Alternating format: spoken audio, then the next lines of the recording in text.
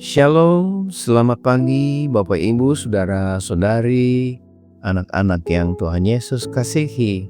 Pagi ini 28 Mei 2025, saya dan istri saya Ibu Meyer Christine Late Papua mengajak kita semua untuk merenungkan firman Tuhan dengan berpedoman kepada pola 4M yang dikeluarkan oleh Sinode Gereja Kristen Okumene di Indonesia GKO dengan berjudul Sang Penghibur.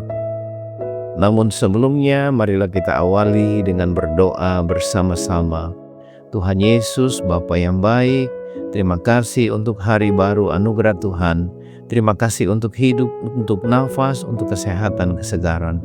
Terima kasih bahwa sebelum kami melangkahkan kaki kami menjalankan seluruh aktivitas kami hari ini, kami berdoa dan mohon Roh Kudus tuntun kami, karena kami akan membaca dan merenungkan firman Tuhan. Di dalam nama Tuhan Yesus kami berdoa. Amin. Mari kita membaca firman Tuhan menurut Injil Yohanes pasalnya yang ke-14 ayatnya yang ke-26 yang berbunyi, tetapi penghibur yaitu Roh Kudus yang akan diutus oleh Bapa dalam namaku, Dialah yang akan mengajarkan segala sesuatu kepadamu dan akan mengingatkan kamu akan semua yang telah kukatakan kepadamu. Terimalah sabdanya dengan sukacita. Mari temukanlah jawaban dari pertanyaan di bawah ini berdasarkan Injil Yohanes pasalnya yang ke-14 ayat yang ke-26a. Yang pertama, siapakah yang diutus oleh Bapa? Ayatnya yang ke-26. Kedua, apa yang dikerjakan oleh Roh Kudus itu? Ayatnya yang ke-26b. Bapak Ibu, Saudara-saudara yang Kristus kasihi, kata kunci dalam pertanyaan di atas adalah parakletos, yang diterjemahkan sebagai penghibur. Kata Yunani parakletos adalah istilah yang sangat kaya dengan makna. Secara etimologi, kata ini berasal dari satu, para, yang berarti di samping atau bersama, dan kedua, kaleo, yang berarti memanggil. Jadi secara harfiah, parakletos berarti seseorang yang dipanggil untuk berada di samping. Berikut adalah beberapa makna penting dari parakletos dalam konteks Yohanes 14 ayat 26 ini dan dari kitab Yohanes secara keseluruhan. 1. Parakletos sebagai penghibur atau penolong, comforter, helper, atau comforter atau helper. Ini adalah terjemahan yang paling umum. Roh Kudus datang untuk menghibur para murid yang akan ditinggalkan oleh Yesus dalam konteks kesedihan dan kebingungan mereka karena kepergian Yesus. Roh Kudus akan menjadi sumber penghiburan, damai sejahtera, dan kekuatan. Dia akan menolong mereka menghadapi kesukaran, menguatkan iman mereka, dan memberikan pengharapan. Arti yang kedua, parakletos dalam arti kata dia sebagai pembela, Roh Kudus sebagai pembela atau advocate atau counselor.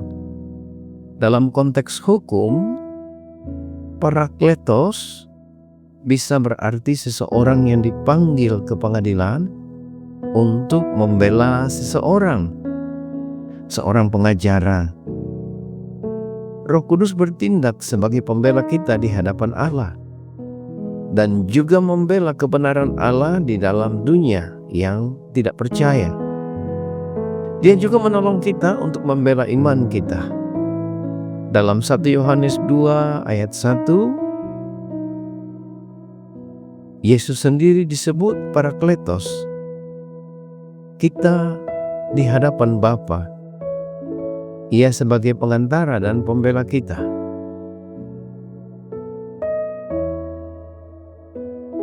Tiga, nasihat atau konselor. Roh Kudus memberikan hikmat dan arahan. Dia menasihati orang percaya dalam segala aspek kehidupan, membantu mereka memahami kehendak Tuhan dan membuat keputusan yang benar. Yang keempat, penguat atau strengthener. Roh Kudus memberikan kekuatan rohani untuk menjalani kehidupan yang benar menghadapi godaan.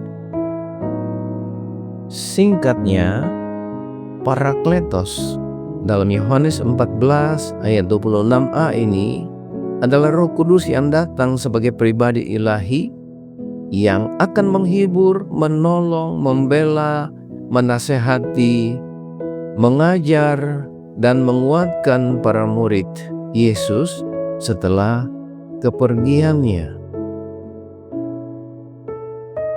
Roh Kudus memastikan kelanjutan karya Allah di dunia melalui murid-murid yang akan ditinggalkan.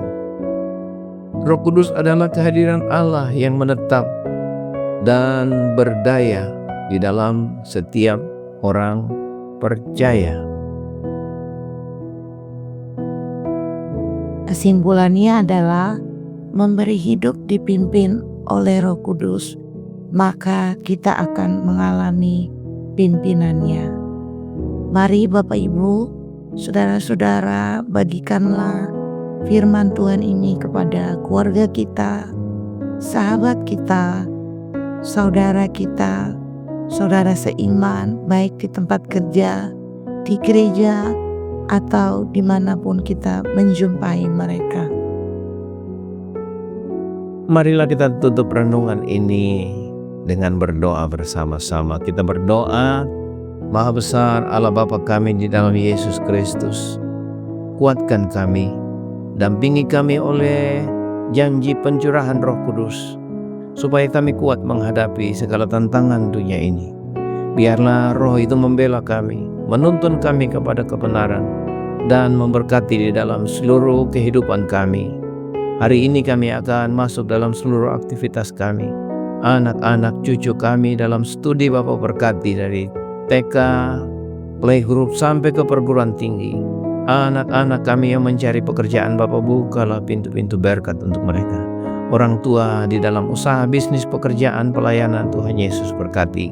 Hamba-hamba Tuhan, pendeta, para presbiter, dan pengurus-pengurus kategorial dalam seluruh program pelayanan kami hari ini dan minggu ini, kami minta berkat Tuhan tercurah atasnya.